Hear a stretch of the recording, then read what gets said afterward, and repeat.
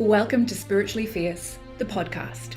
I am your host, Dr. Rikki Jane Adams, principal and founder of the Institute for Intuitive Intelligence and creator of the Spiritually Fierce movement. Spiritually Fierce is not just a phrase. It is a movement of awakening consciousness of which we are all a part, if we want to be.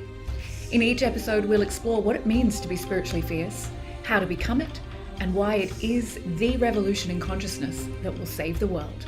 Join me and my fierce guests for deep conversations on spirituality beyond the trinkets and superstitions of the New Age that will support you to increase your power to serve.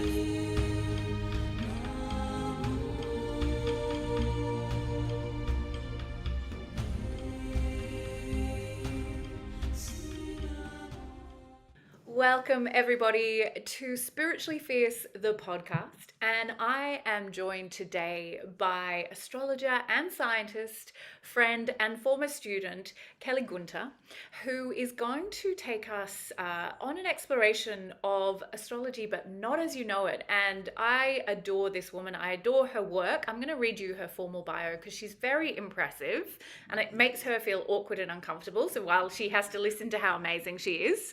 So Kellie is both a scientist and astrologer on a mission to reunite humanity with our ecological and cosmological selves, igniting awe and imagination and creating our new vision for Earth together. Humans have been gazing at the planets and stars for thousands, if not millions of years. Just as the moon pulls on our body's waters and the sun dictates our circadian rhythm, the movement of the planets are reflective of both the cycles on Earth and the changes within each of us. Kellie has previously worked as a contaminated land practitioner for over 20 years. At the same time, she was learning and practicing astrology. Kellie has also trained as an intuitive intelligence trainer and yoga teacher. She uses 13 sign, now I've forgotten, I totally asked you for pronunciation of Sidereal astrology, which is observational astrology and matches what we can see in the sky, which I'm guessing is not what tropical or Western astrology does. So we're going to learn more about that. Kellie believes we need to observe our environment, including the planets and stars, to come back into connection with it. Modern mainstream Western astrology does not correlate to what can be seen in the sky. Dong, dong, dong. Oh my goodness. And you blow my mind. Like every month it's like full moon in or new moon in. And so often it's not what all of the Western astrologers are saying. We're going to just go backwards a little bit from that, my darling. I'm so happy to have you here. We have been hanging out for a long time, and that makes me very happy. Tell me where your journey began, wherever you want to start.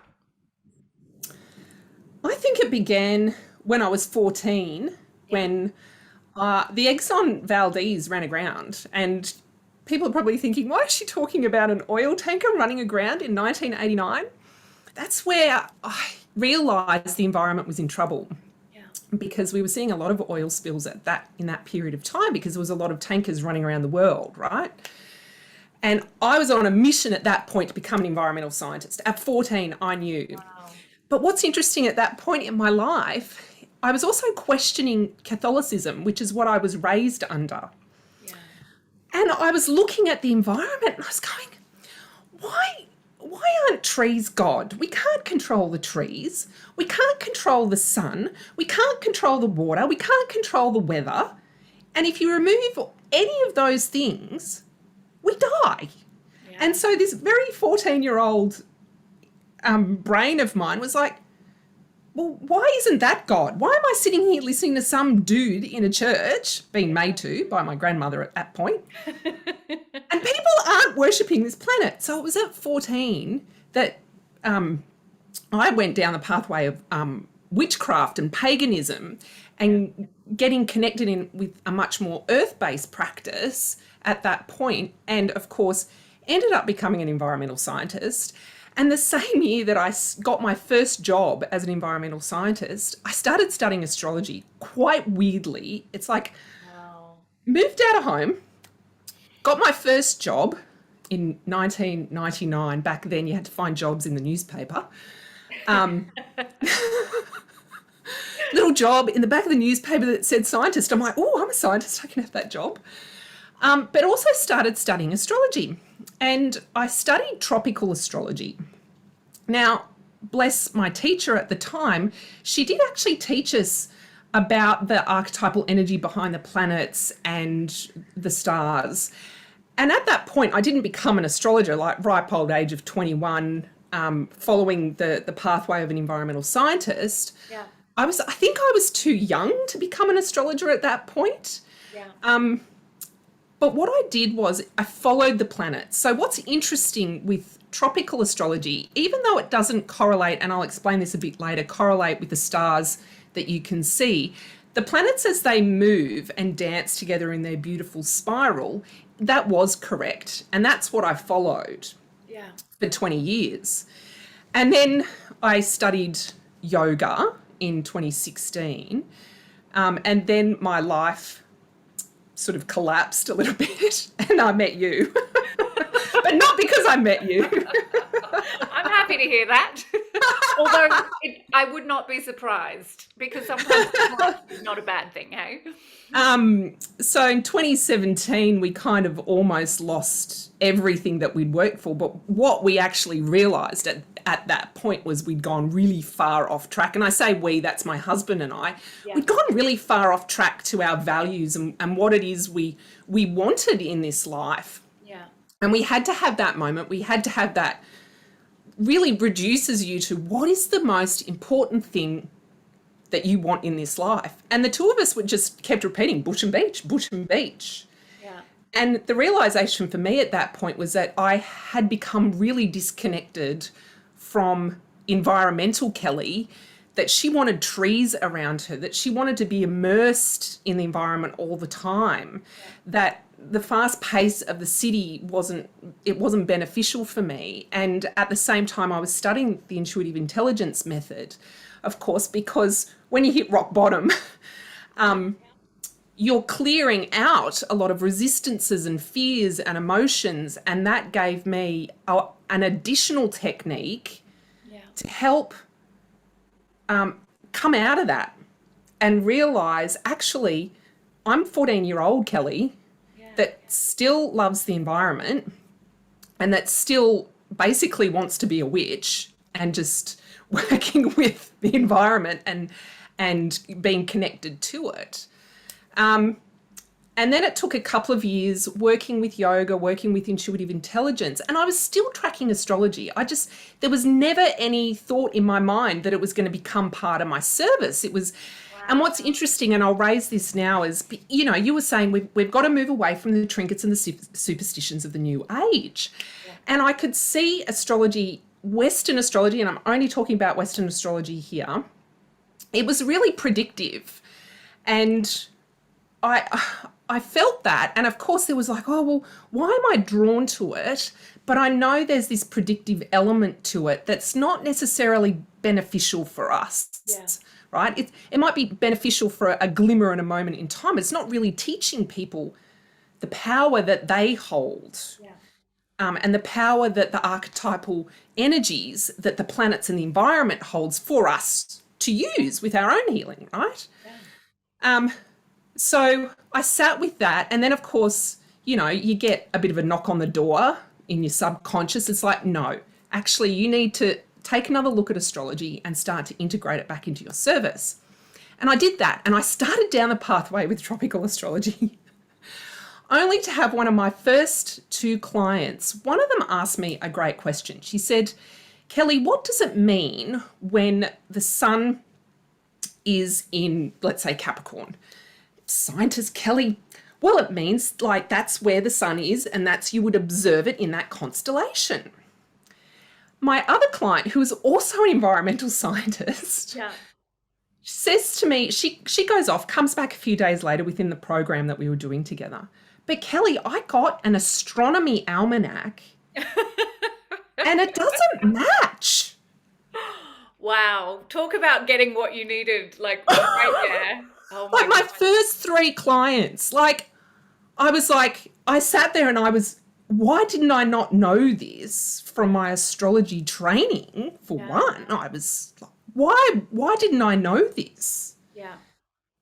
So then I was on a mission to find out what all that meant. So I had to go back into how astrologers calculate what they're looking at. I had to go back into the nuts and bolts. It's quite mathematical. I'm not going to bore everyone with that today.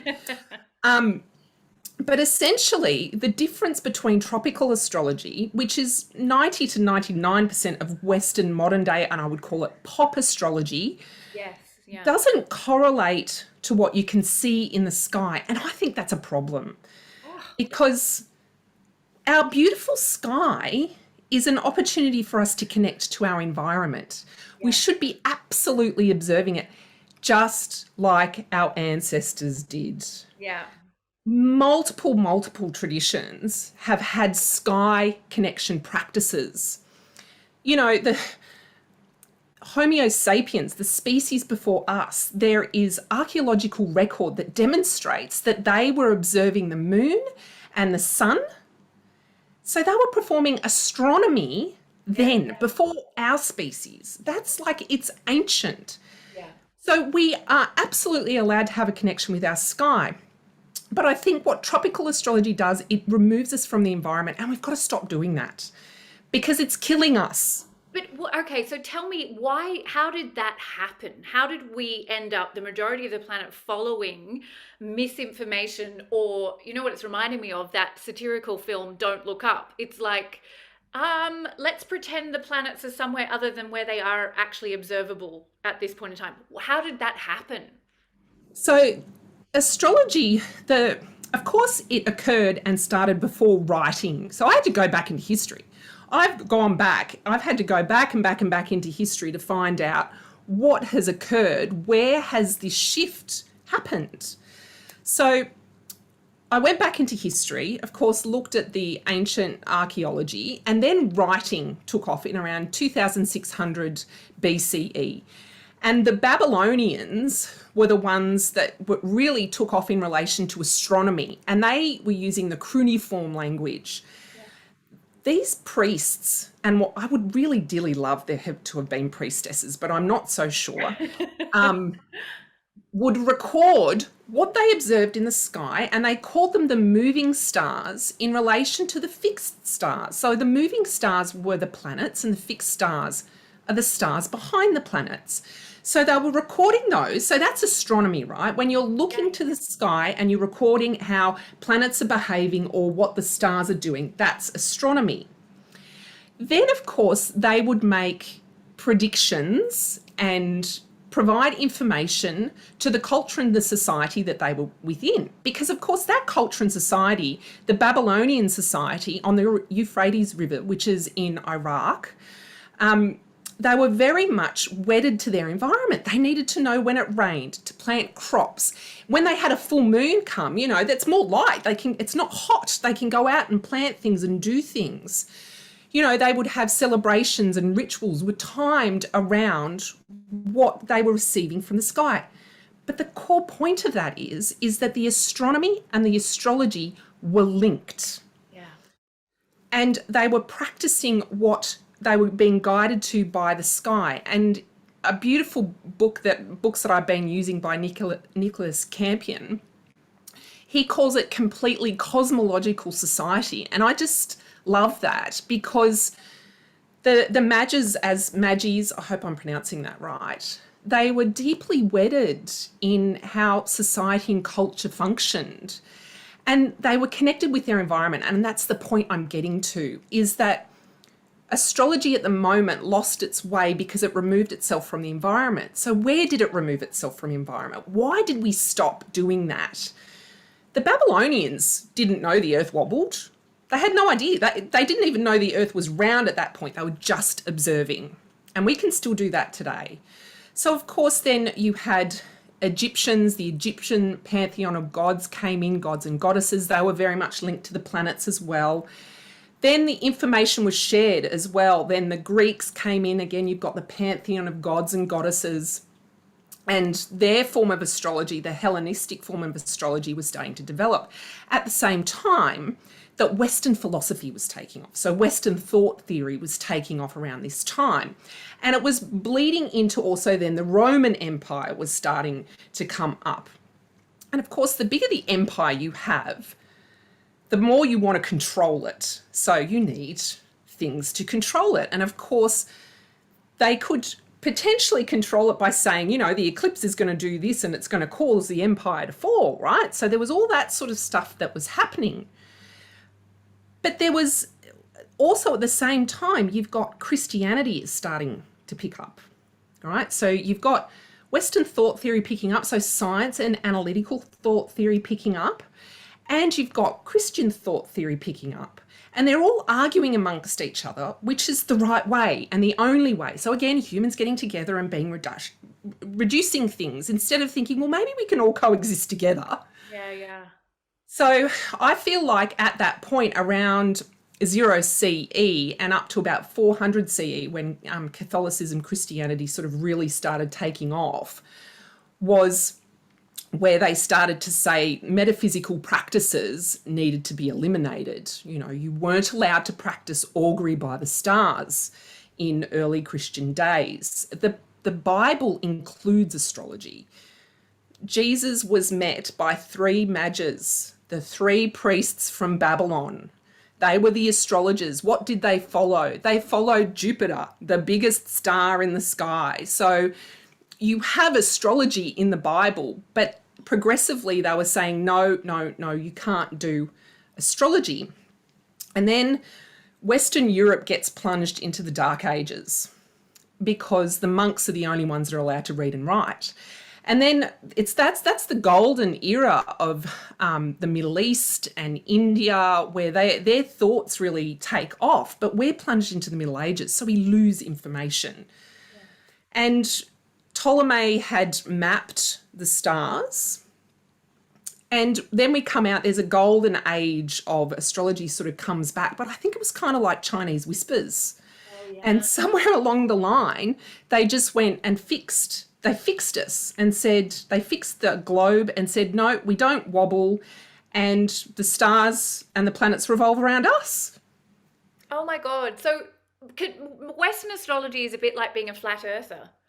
Like, kind of. Oh my God, this is revelatory. And it just like, okay, so does this, first of all, wow, that is an incredible potted history. And I'm so grateful to hear it because I knew none of that. But how much more frustrating must it be for you then to be seeing 95% of the world caught up in flat earth astrology, which is now what I'm going to call it? Well, it is really frustrating because, of course, everyone's very wedded to their identity of their zodiac sign. Yes. I get lots of people saying, oh no, that's absolutely not me.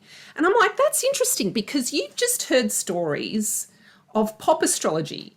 Have you really explored that archetypal quality of your sun? So the sun has an archetypal energy of the creator. Like if you think about our sun, just in the capacity of being our sun, it gives us all the light and warmth. If it was not there, we wouldn't be here. There's a quality to that, and that's within us because we were created the same time the sun was created. Yeah. When the universe started to cool down and we started to coalesce into planets and the sun, right? So the sun controls our circadian rhythms. We are deeply wedded to the sun. But then people saying that I'm only this one identity and I can't possibly go and inquire about you archetypal quality leaves me a bit aghast because I'm like, wow, you can't sort of go and explore a different quality. Perhaps there's something in that different archetype for you.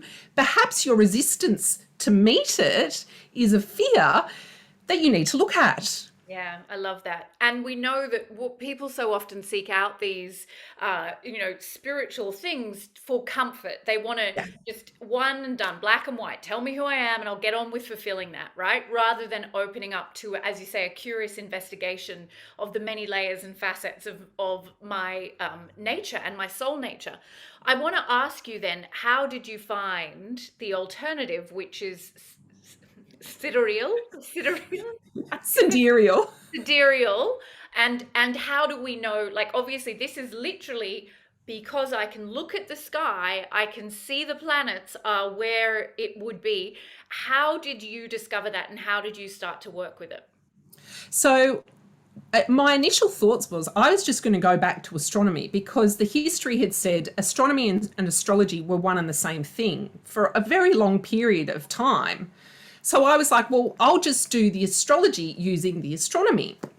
But then, of course, I found that there were astrologers that had also discovered that this was wrong. And of course, they're, at the moment, they're the minority, but I'd like to change that. So I found out that there were this group of sidereal astrologers. Now, the word sidereal is a derivative of an Italian word called sidus, and sidus referred to stars. So it is the reference of the planets with the backdrops of the stars. Sidereal astrology is really simple. You just described it. You can look at the heavens, and God bless our modern technological age, which has given us a vast quantity of information that we should not negate and put over there. It's part of our analytical intelligence that we're allowed to embrace with our intuitive intelligence. Yes. And use our astronomy app to go, oh, look, that's where Leo is. And oh, moon's in Leo today. It's not in Virgo, because that's what the problem was with tropical astrology, is they've taken out the wobble of the Earth's axis. The Earth wobbles. It's like a spinning top. And that causes the vernal equinox to shift. So the vernal equinox is the spring equinox in the northern hemisphere. And that's where all astrologers start their 0 point from on their chart. So if your 0 point is constantly shifting, that means that your chart is constantly shifting, right? So that makes things a bit complicated. Oh, gosh, can't do that. Yeah. Have to fix it. So tropical astrologers have fixed it to 0 degrees Aries. Now, there's a reason for that. They have linked it to the seasons in the northern hemisphere, but that's restrictive. Yeah. You know, we're not in the northern hemisphere.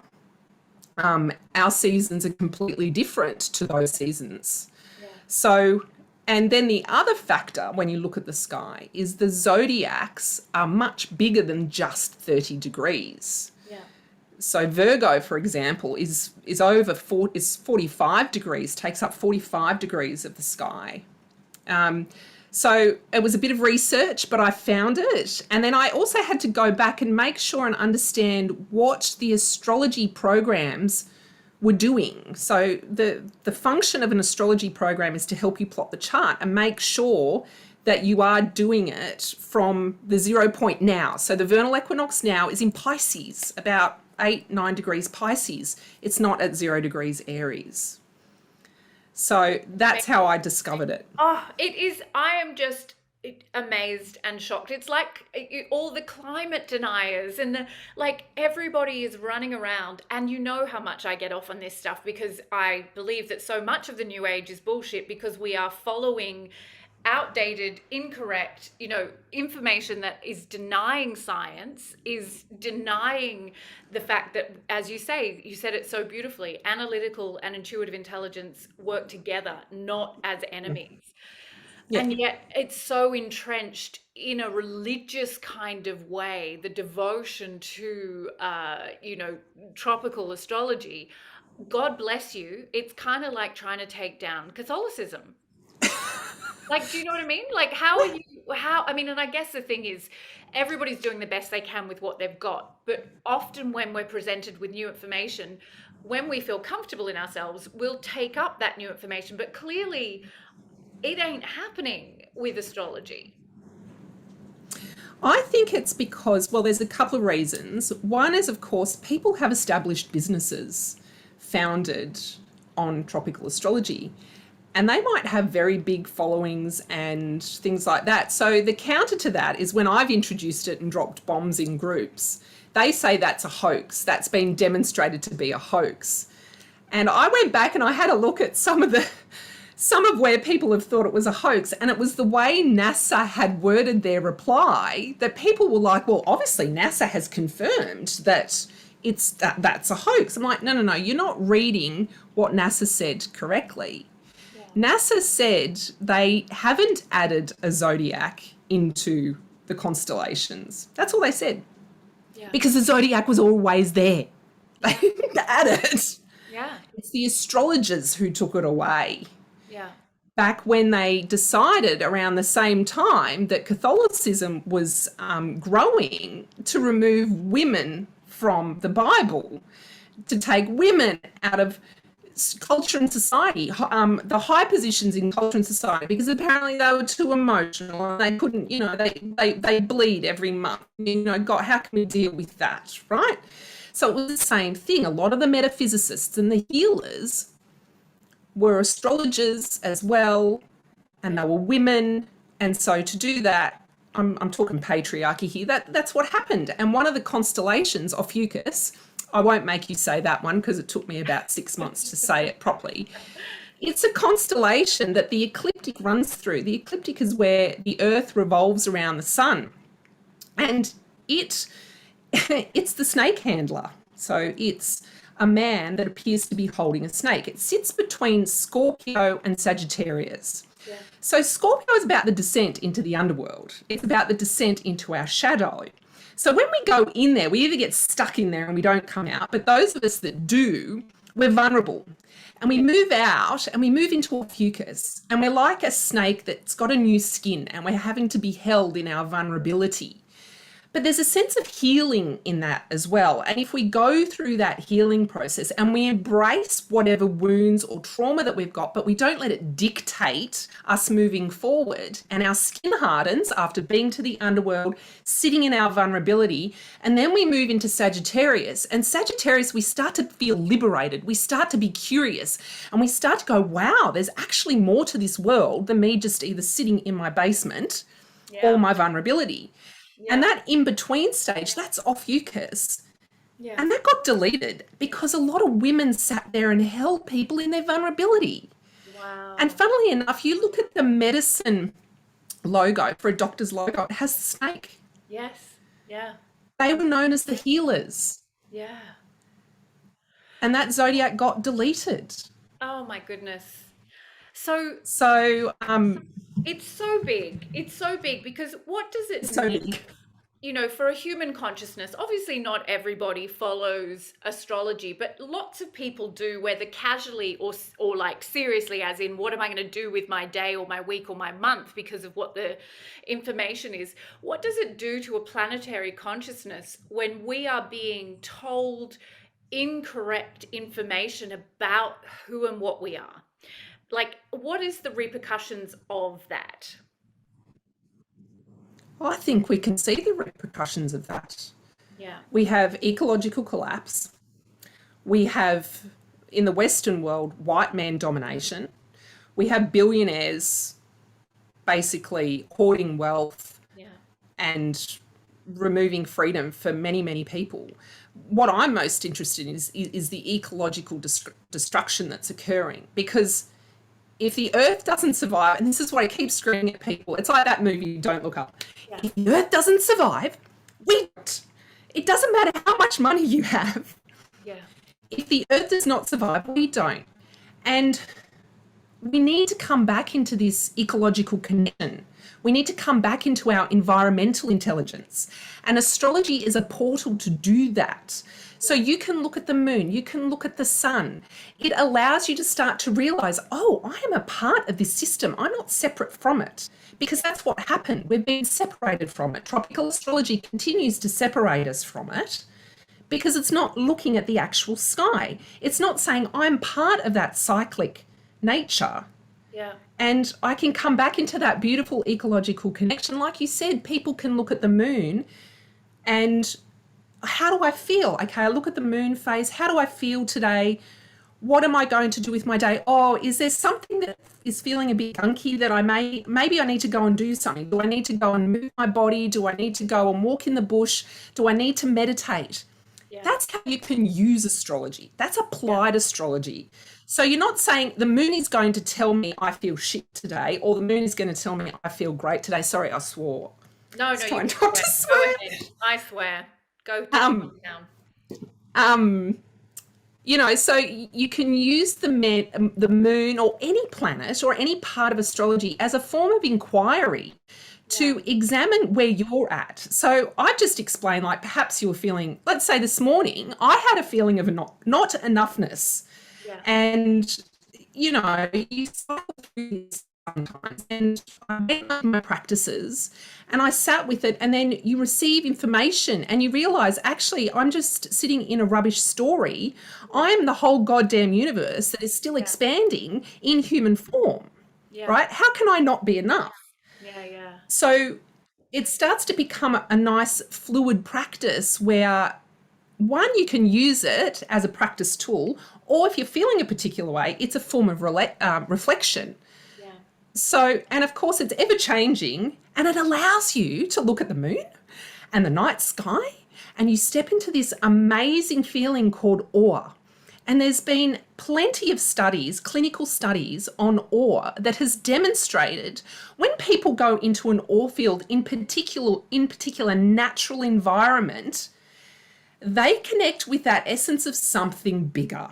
They start going, oh, I'm part of something that's much bigger. It's not just my little individualistic needs. It's not just oh, I need to make more money, or I need a new car, or I need a house.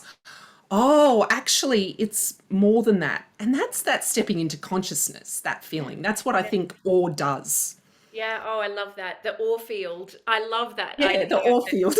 Yeah, and it's so true. It's those peak experiences that dissolve the ego so that there is only that sense of inherent interconnectedness. And yes, looking at the stars is one of the most astonishing ways to do that. And I'm so moved by what you're sharing, because if archetypally we have been taught a way of knowing ourselves that is disconnected to what we are observing, just as we are inhabiting a planet as though it is infinite and unlimited, and abusing it as though it is, going to keep on giving to us forever. You can just understand so much about why everything that we're doing is baseless and built on this lie. And I don't think it's overstating that. The other thing I want to touch on is that you are an environmentalist, you are a huge advocate for the mother and for this planet. And like the Sidereal Astrology, I'm just going to keep saying it wrong just because clearly that's where my brain's at. I've seen how much you share and I love watching your posts, but do you often feel like you're just screaming into the void when it comes to trying to get people to take more responsibility for their environmental impact? Oh, all the time. But what can I do? I'm still going to travel with a word called hope. Lots of environmental activists Yeah. and all sorts of other activists, they have to have at the core of their heart hope. And alongside that is courage, because I don't know what's going to happen. You don't know what's going to happen. So you've got to have the courage to keep going. But what I do know is humans are amazing. And we have done amazing, amazing things. And I'm not willing to give up the hope that we can't change things. And if enough people raise their vibration through all the amazing tools that there are, mine, one of them, but also intuitive intelligence and all the other amazing tools that are calling us back into our own deep connection with our intuitive intelligence, our emotional intelligence, our analytical intelligence, our environmental intelligence, making sure that our body, is receiving this information in a clear manner, then we can imagine a new world. Because for God's sake, look what we've already done. Yeah. We can change because we have overcome surmountable things before. Yeah. And I think that that's what astrology can help people see, is that, one, there's beauty and awe and imagination.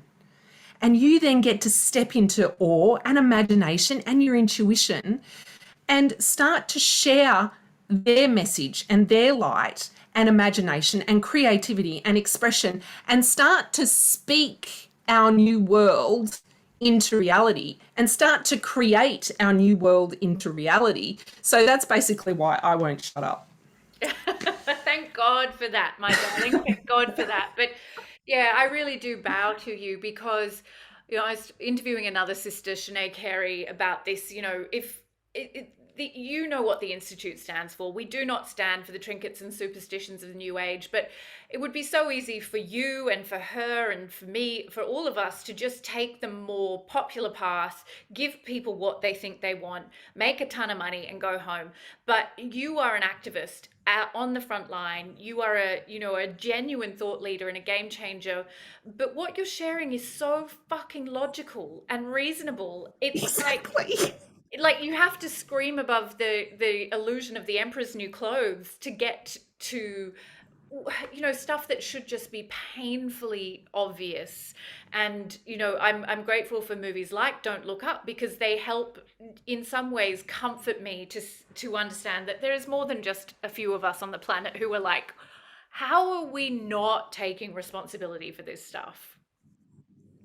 And that's what I think the movie Don't Look Up is wonderful, because if we have creatives of that caliber starting to share at that level, then we can all follow them as well.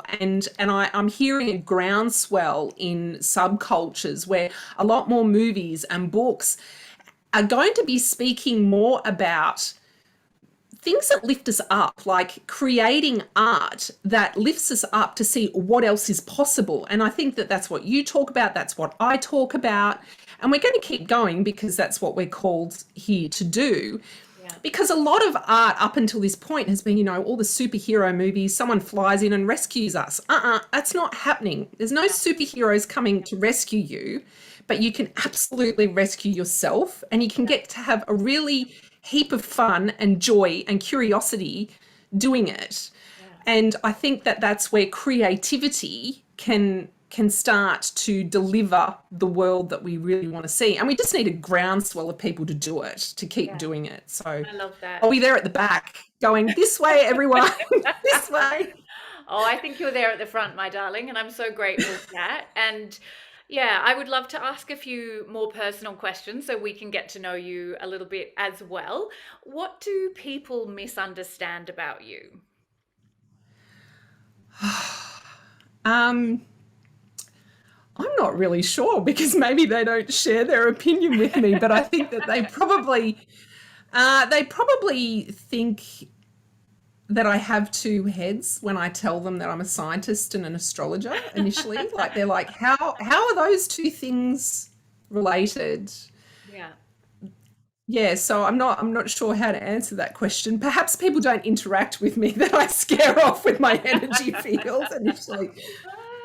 I think those two things we often think of as competing, like being spiritual and a Yeah. scientist, we often see them as separate, but you and I are very committed to bringing them into the same conversation. And Yeah. this conversation has demonstrated that. What are you reading right now?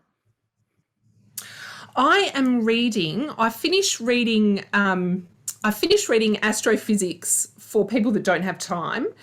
And so if people want to understand our universe, go read that. It's by Neil deGrasse Tyson. And Nice. it's actually, he's really entertaining, and it's not a Yeah. big book, right? Then the next book I'm going to start, and I've started reading it, is it's Indigenous Astronomy, and it's written by an astrophysicist with Australian First Nation elders, Wow. and how they looked at the sky and their myth and their stories in relation to the sky and the science in those stories. See, this is what people are forgetting. Myth is not just a fancy story that you listen to, it's got meaning in it. Yeah. And so I'm starting to read that book, and I'm excited about that. Wonderful. And there's, as you say, that stargazing and making understanding consciousness through the stars is ancient practice. And I remember, Yeah. years ago when I first moved to Melbourne, I heard an Indigenous Australian woman, I think her name's Marie Andrews or Mattia Andrews, and she wrote Seven Sisters, and it was speaking about looking at the Seven Sisters of the Pleiades, and understanding the storytelling from an Indigenous perspective, but how, as you say, it's anchored in observations that are highly accurate and highly technical. and yes, they then use the imagination and storytelling to help us understand our nature, but the observations are as scientific as anything that we would do today. And we know this is a massive area, like I think about people like Graham Hancock, who were some of my first introduction to understanding how the ancient pyramids and other structures were assembled around, the constellations, and it's a huge rabbit hole. But I love that there is so much knowledge for us to access that can take it beyond that trinket and superstition that just helps us opt out, bypass, and deny, as a way of not having to take responsibility for our lives, and instead be something that, as you say, connects us. All right, if today was the last day on earth for you, my darling, what would you want us to know?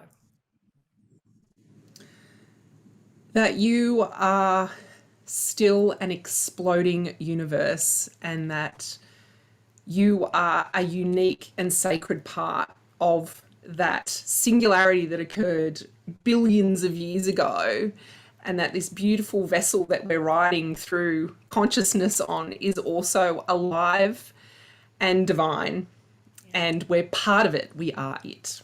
yeah. Jama, thank you.